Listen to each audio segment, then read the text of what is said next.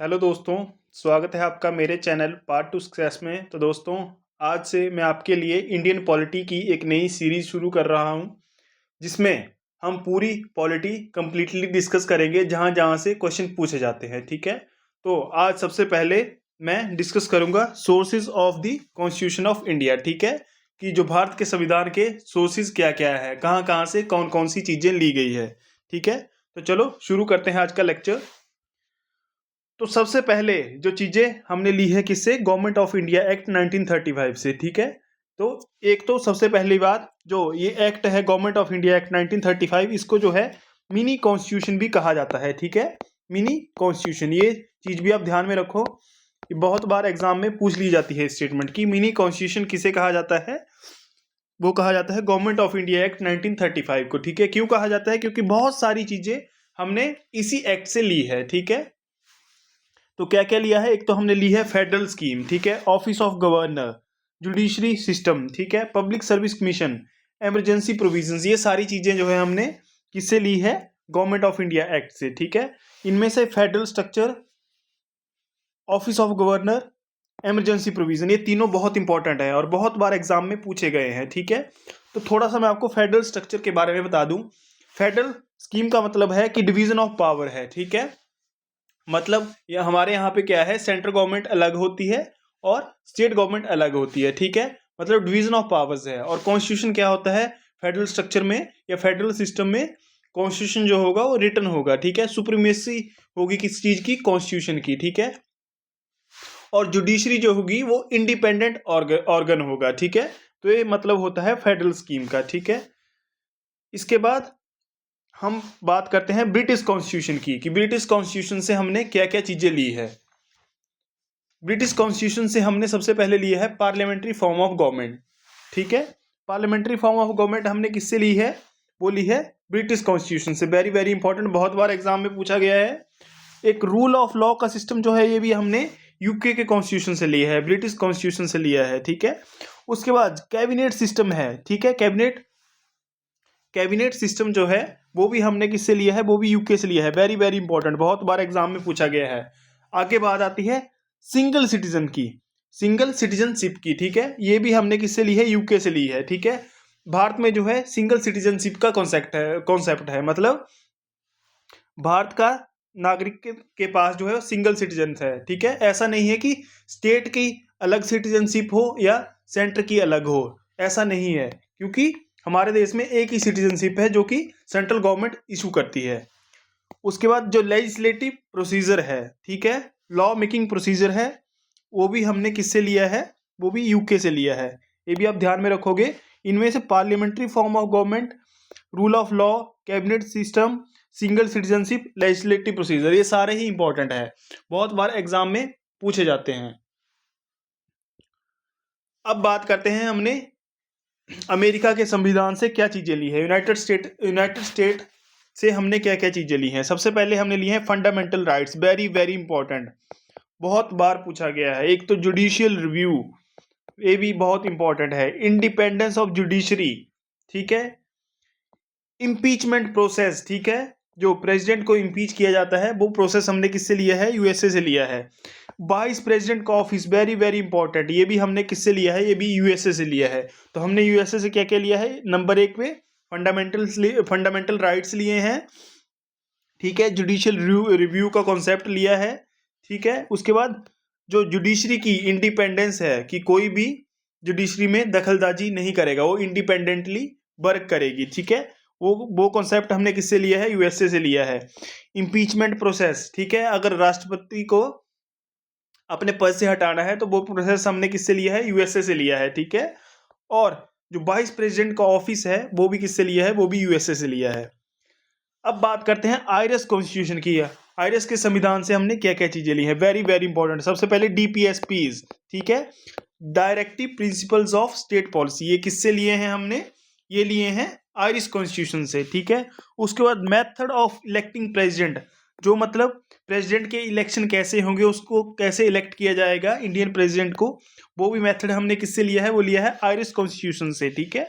उसके बाद जो नॉमिनेट करता है प्रेसिडेंट मेंबर्स किसमें, राज्यसभा में, वो भी प्रोसीजर हमने किससे लिया है, आयरिश कॉन्स्टिट्यूशन से लिया है। ठीक है, ठीक है।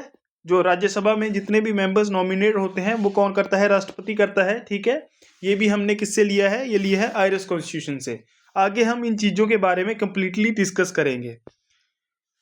अब बात करते हैं कैनेडियन कॉन्स्टिट्यूशन, कनाडा के संविधान से हमने क्या क्या चीजें ली है।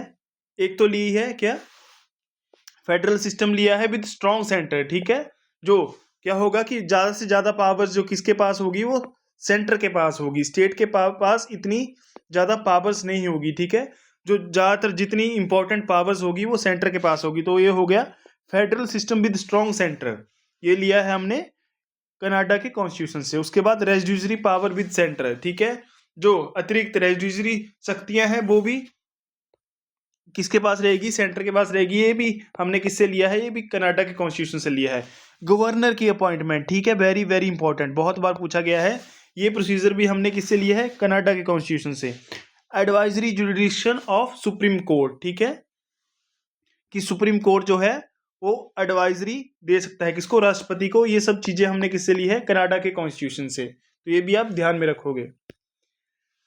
अब बात करते हैं ऑस्ट्रेलिया के कॉन्स्टिट्यूशन से, ऑस्ट्रेलिया के संविधान से हमने क्या चीजें ली हैं। Number 1 concurrent list, very very important. ठीक है, हमारे संविधान में 3 लिस्टें होती है, एक स्टेट लिस्ट होती है, एक सेंट्रल लिस्ट होती है, एक होती है कॉन्करेंट लिस्ट। ठीक है, इनमें अलग अलग सब्जेक्ट मैटर्स हैं। ठीक है, एक सेंट्रल लिस्ट में सेंट्रल कानून बनाएगी, स्टेट लिस्ट में स्टेट कानून बनाएगा। ठीक है, और जो कॉन्करेंट लिस्ट में है उनमें दोनों मिलके कानून बना सकते हैं। ठीक है, तो इन चीजों के बारे में हम आगे कंप्लीटली डिस्कस करेंगे जैसे ही आगे हम पार्लियामेंट के बारे में पढ़ेंगे। उसके बाद joint sitting of parliament, joint sitting का प्रोविजन हमने किससे लिया है, ये भी ऑस्ट्रेलिया से लिया है। मतलब जैसे किसी बिल के पास होने में डेडलॉक हो जाए, ठीक है, तो उसके लिए ज्वाइंट सिटिंग बुलाई जाती है, आर्टिकल 108 के अंदर। ठीक है, तो ये सब चीजें हम आगे पढ़ेंगे। तो ये भी हमने प्रोसीजर किससे लिया है, ये लिया है ऑस्ट्रेलिया के कॉन्स्टिट्यूशन से। उसके बाद ट्रेड और कॉमर्स की फ्रीडम का कॉन्सेप्ट भी हमने ऑस्ट्रेलियन कॉन्स्टिट्यूशन से लिया है। ठीक है, अब बात करते हैं हम जर्मन की, कि जर्मनी से हमने क्या क्या चीजें ली है। तो very very important, emergency provision जो हैं वो हमने किससे लिए हैं, वो जर्मनी से लिए हैं। ठीक है, इमरजेंसी प्रोविजंस, सॉरी यहाँ पे इमरजेंसी प्रोविजंस नहीं होगा, इमरजेंसी प्रोविजंस तो हमने गवर्नमेंट ऑफ इंडिया एक्ट 1935 से लिए हैं। पर जो इधर इमरजेंसी प्रोविजंस का मतलब है कि जो फंडामेंटल राइट्स का जो सस्पेंशन होगा, जब फंडामेंटल राइट्स हटाए जाएंगे इमरजेंसी के दौरान। ठीक है, तो यहाँ पे गलती से लिखा गया है इमरजेंसी प्रोविजन, यहाँ पे लिखा जाना चाहिए था suspension of fundamental rights during emergency. ठीक है, तो इमरजेंसी लगती है, जैसे 3 तरह की इमरजेंसी होती है। ठीक है, इमरजेंसी के दौरान जब फंडामेंटल राइट्स, हमारे मौलिक अधिकार जो हैं वो हमसे वापस लिए जाते हैं, उनको सस्पेंड किया जाता है इमरजेंसी प्रोविजन के दौरान, वो लिया है हमने जर्मनी से कॉन्सेप्ट। ठीक है, जर्मन से वो कॉन्सेप्ट लिया है।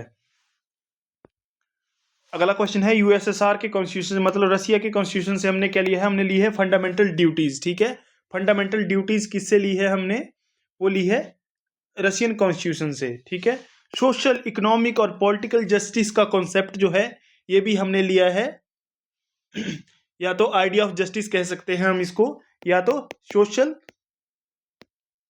सोशल इकोनॉमिक और पॉलिटिकल जस्टिस का कॉन्सेप्ट जो है वो हमने किससे लिया है, वो लिया है यूएसएसआर से। ठीक है, आगे है फ्रेंच कॉन्स्टिट्यूशन, फ्रेंच कॉन्स्टिट्यूशन से हमने क्या चीज ली है, लिबर्टी, इक्वालिटी और फर्टर्निटी का कॉन्सेप्ट जो है हमने, जो कि ये वर्ड जो है ये प्रेम्बल में लोकेटेड है, ये कॉन्सेप्ट हमने किससे लिया है, फ्रेंच कॉन्स्टिट्यूशन से लिया। और फ्रेंच रेवोल्यूशन हुआ था कब, 1789 में। ठीक है, तो उससे ये कॉन्सेप्ट हमने लिए हैं। अब बात करते हैं जापानीज कॉन्स्टिट्यूशन से हमने क्या चीज ली है, जापानीज कॉन्स्टिट्यूशन से हमने लिया है प्रोसीजर एस्टेब्लिश्ड बाय लॉ। उसके बाद साउथ अफ्रीकन कॉन्स्टिट्यूशन से हमने क्या लिया है, अमेंडमेंट, कोई संविधान में कोई भी संशोधन होगा वो कैसे होगा, उसका प्रोसीजर क्या रहेगा, वो सब चीज हमने ली है किससे, साउथ अफ्रीका से। ठीक है, और जो इलेक्शन कैसे होंगे राज्यसभा के मेंबर्स के, वो चीजें हमने ली है किससे, ये भी साउथ अफ्रीका के कॉन्स्टिट्यूशन से ली है। ठीक है, तो दोस्तों ये था आज का लेक्चर। ये सारे समरी पॉइंट है कि हमने कहाँ से क्या क्या ली है। जो चीज़ मैंने आपको अभी पढ़ाई वो सारी चीज़ें इसमें दी गई है, ठीक है। यूएसए से क्या लिया है, आयरिश से क्या लिया है, कनाडा से क्या लिया है, जर्मन से क्या लिया है, रशिया से क्या लिया है, फ्रेंच से क्या लिया है, ठीक है। तो ये सारी चीज़ें जो हमने अभी डिस्कस की वो यहाँ पे टेबल फॉर्म में दी गई है, ठीक है। तो आई होप आपको लेक्चर अच्छा लगा होगा। अगर आपको लेक्चर अच्छा लगा है तो इसको लाइक करें, शेयर करें और मेरे चैनल को सब्सक्राइब करें। Thank you so much.